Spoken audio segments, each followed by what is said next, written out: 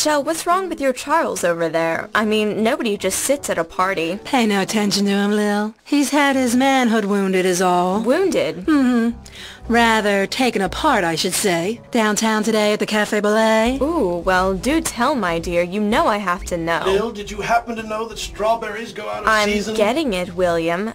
Well, the moment that Charles and I entered the Bolet, the young fellows started staring at us. Does William take chocolate with his strawberries? Wait, did you say young fellow? Some young fellow. Perfect stranger. French, I guess. All got up in a shark suit and one of those fancy berets. Rather good looking, too, I admit. Sitting just a few tables down the aisle. But I mean, the man was completely fixed on us. Enough so that Charles insisted I tug down my skirt a notch. Can't imagine our handsome Charles ever being insecure. But I was quite sure Charles was going to walk over and punch him in the nose when the fellow wiggled his eyebrows. Once, twice, maybe more, in trying to gain my attention. Do men still do that? What, punch or wiggle? Never mind, keep talking. Well, Charles unraveled and tossing his head this way and that says, "The gull of that guy, doesn't he see that you're with me?" I said, "Oh, Charles, relax. Don't be a sap." I admit I was rather enjoying it. I said, "You know, most men feel flattered when other men find their wives attractive." But then he slips into this woofing tirade. "Well, I think I know a little more about a man's way of thinking than you do, Shelley.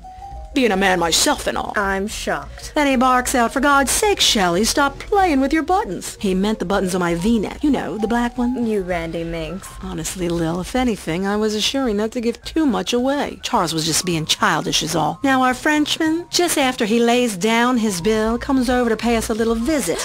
Saunters right up to the table and approaches Charles directly. He did not. He did. He says, "Monsieur." Now, I can't do French, but this fellow was kind of soft-spoken, very polite. He even took off his hat and held it to his chest, the whole bit. He says to Charles, "Monsieur, may I present your lovely guest with a compliment?" Those were his words. Could you just stand it? Of course, you know Charles, the crowning exemplar of diplomacy, says, "The floor's yours." And I thought, well, this is going to be fun. But then our Frenchie, he wants to lean down and whisper his little compliment into my ear. Shelley, no. Oh, yes. Well, what did you do? Honey, I didn't get a chance to react. Charles stops him at the elbow, not angrily at all. He invites Frenchie to speak this compliment out loud. Charles explains, "In order that you and I may share an agreement, sir." That's our Charles. Well, the Frenchman became very awkward, very hesitant. It was obvious this was difficult. But finally he says to me, "Madame, I just want to say you have impeccable taste in men." Oh, my. Then adds, "He has the beautiful sea blue eyes, no?" Well, Charles froze like a stone.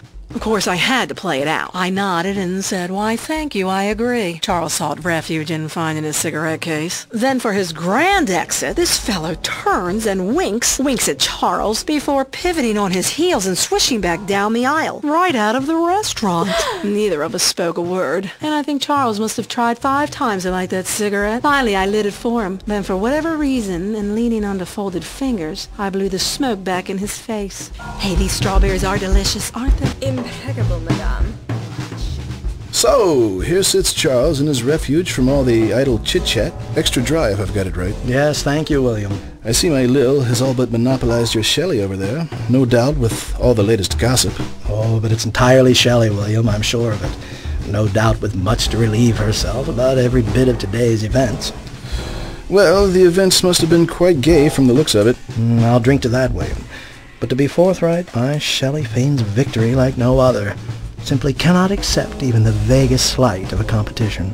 What do you mean? Well, you wouldn't suspect by any observation, William. She wouldn't let you. Wouldn't let anyone. But just look at her over there. Tonight, deep down in that phony giggling of hers, that all too fragile femininity, she's actually sulking. Poor thing. She's been wounded. Wounded? Rather reduced, I should say. That is to say, her ego, and by a quite unexpected rejection. Between you and me, William, Shelley so hates to lose any spotlight to someone else, even if that someone else is her husband. Now along came an audacious young fellow who put her vanity in check. Downtown today at the Cafe Bolet,